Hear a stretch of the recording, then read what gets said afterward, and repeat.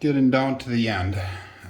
Next part is putting the felt on. What I did is on the table portion of the build, I vacuumed it off, and I'm just going to measure the felt out. And what I'll do is I'm going to pull the felt over to the side, to this close side, the tall side. I'm just going to lay it up against the edge so I can get a measurement of some sorts. And then what I'll do is I'll just trim it out from there. It's a little bit wider than what the table is, obviously, so that will be a good trim out piece. I'm just going to pull it so it's straight out so that there's no wrinkles in it for the most part.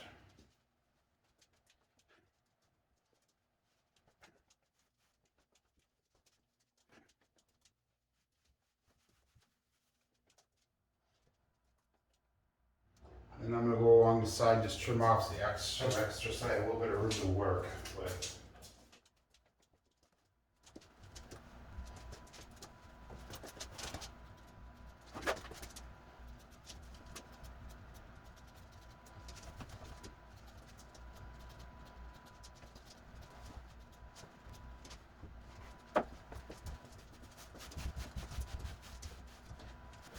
Okay, I'm just smoothing it out, just to make sure that it's going to hit all the sides. It's looking pretty good. Now that I know that the felt will fit on there and I have it semi-centered, I pulled it back to about the halfway point, so that way I can actually put some glue on the table and then we'll lay the felt back down before we trim it off on the side. The type of glue that we're using is a 3M high strength 90. It's about $13, $14 a can. Make sure you shake it up really nice. We're just going to spray it right onto the table. Just going to do a little section at a time. Pull it back, make sure that there's no wrinkles in it.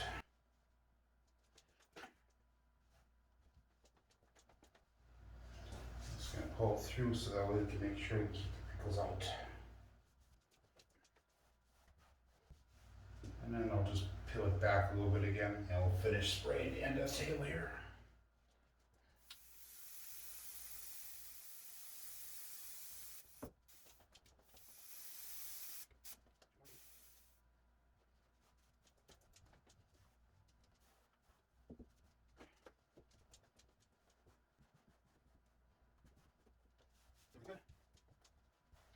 And then I'll continue the same thing on this side before I trim it. I have the felt all smoothed out and glued down now. I'm just going to go through the stapler. I'm just going to tack it every couple inches just to make sure that it doesn't move on and so that it stays tight up against the side.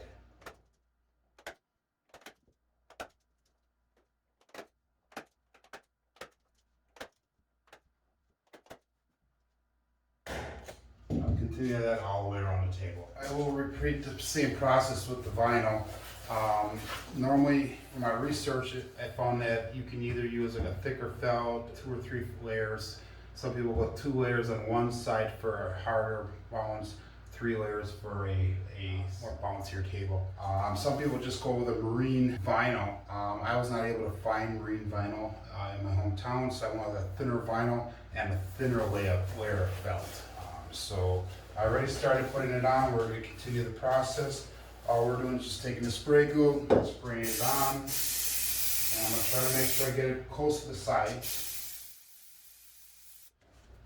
And with the vinyl, I'm just going through one little section at a time because it's really crinkling up easily.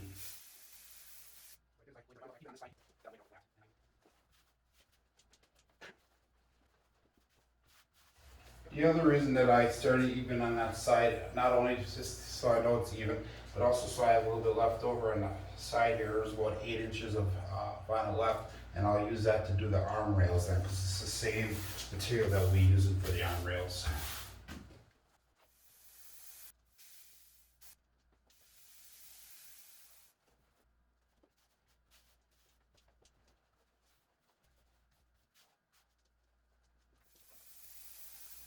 I'm using a little bit of extra glue on the end here, so that way it stays a little bit more secure. That's obviously where the dice will be bouncing mostly.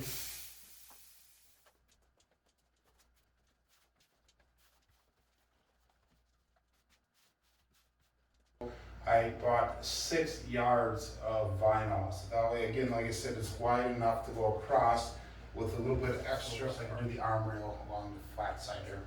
The extra on this side that I bought so that way I can do the ends and have it all one piece. And the only place I gotta really sew together is right here at the end of the curve on this one side and on the other end there. Like before, I'm gonna go through, I'm gonna staple down the vinyl every so often, just tight. And then after that, I'll go through and I'll trim it up so it's tight up against the sides. I'm gonna start on this side, so that way I know that it's exactly where I need it to be.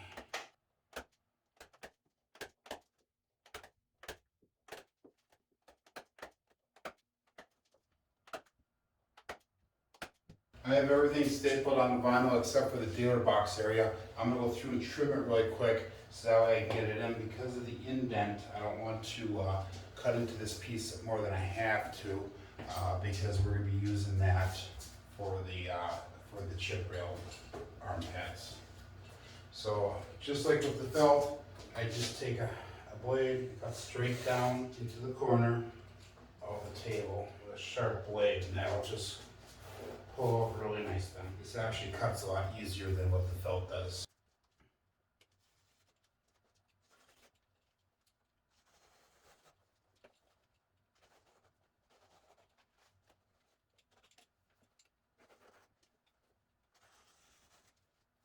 Okay, now once I get to this area, I'm just going to cut it up just a little bit so that I can get it all the way into the corner.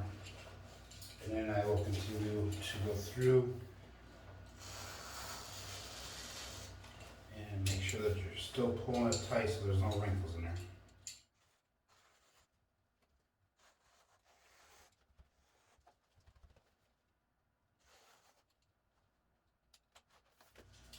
And then now I'll go back through and I'll staple this end tight so that way it does not move out of here.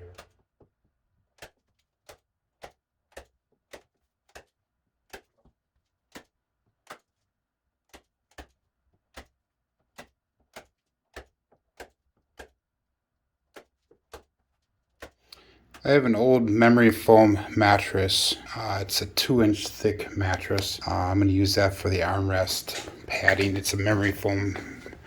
And what I'm doing is I'm cutting it into 7-inch strips. So that way when I put it in, I'll actually fold it in half and then put the upholstery around it. That should be sufficient enough padding for the rail. Next step is going to be getting the armrests sewn together. What's up here is what was left when I cut off from the dealer rail. I lined it up so that way it's right at the end of our curved piece here. And then on the other side, I'm going to measure 1 inch past where that curve starts. And we'll make a mark, and that's where we're going to cut the piece off at. So go 1 inch past where the curve starts, and that's where we'll cut this piece. The next piece we're going to cut is this corner piece for the upholstery. This stencil right here is what we used in an earlier video, and I kept it. This is where we cut out this corner piece for the chip rail support. So when we measure the upholstery out, we're going to make it the same size top to bottom, but we're going to add a 1/2 inch on either side, on both sides actually, so that when we sew it together we can have enough of a seam allowance. So 1/2 inch on each side. Next piece we're going to measure out is the end plate here. We're going to make sure that the piece covers all the way from the end of this chip rail here, divider, to the end of this chip rail divider. Plus we're going to add 1 inch. So that way we have a 1/2 inch variance on both sides. We're going to use that original piece of scrap from our main upholstery. We'll find a square corner, line it up, and we're just going to mark it out. So on that line right here, we'll go 1 inch over from our line, the divider. And then on the other side, we're going to measure down how far the piece has to go. So if we put it flush on the inside rail, we're going to mark it so it comes out to the end of the rail here, which I believe is 7.5 inches. Here I have all the pieces drawn out for the upholstery. This is the back side of it. I have each piece numbered, 1 starting on the end, and then 2 would be the end middle piece, And 3 would be the other corner. 4 would be the long stickman side. 5 would be the opposite corner. 6 would be the other end short piece.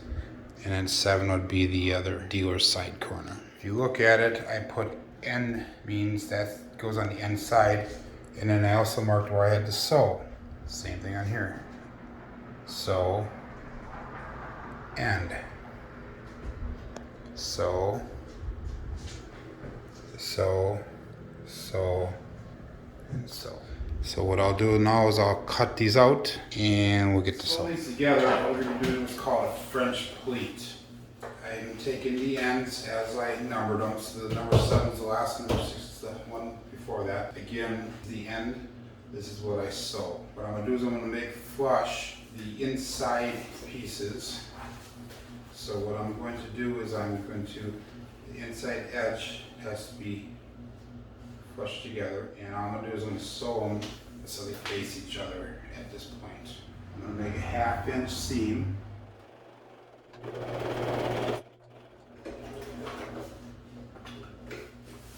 So that way we sewed it together like this. Next, what we're going to do is we're going to take some 2-sided tape, measure it out, cut it off. We're going to fold over the seam, and all we're going to do is we're going to put that 2-sided tape on it. And then we're going to take some bias tape, and we're going to cut a piece the same length, or same width as our piece that we're sewing. Take 2-sided tape off, or the back into it. Now what we're going to do is we're going to put that bias tape on. This is what gives the seam that we're sewing stability and strength by sewing this bias.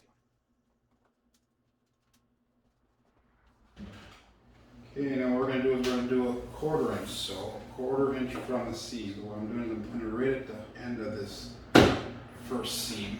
Pull this through.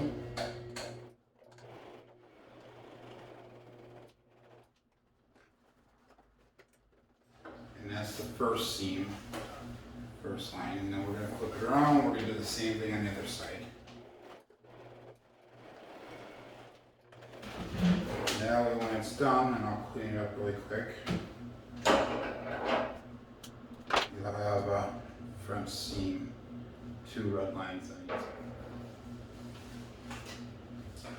And then what I'll do is, this was piece number 7 and 6. I'm going to sew 5 onto the end, and I'll just continue right around down to 1.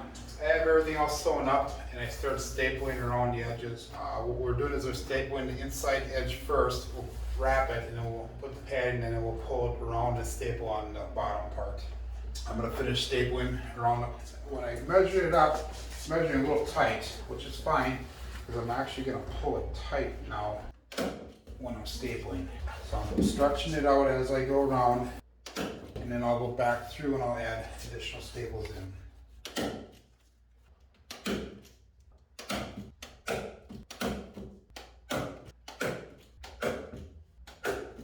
Okay, now that I got most of the single staples in, I'm just going to go through and fill it in.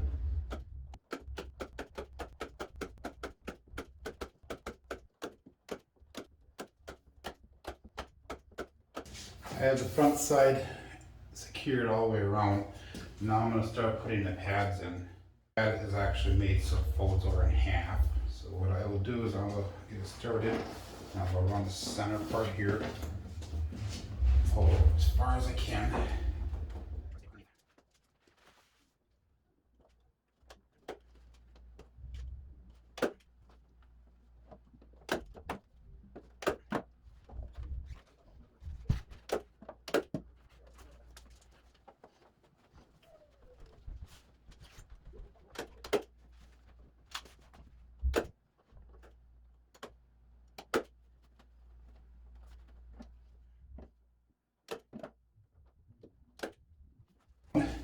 Next set of pads over there, and we're gonna actually work our way out, and then I'm gonna work my way down.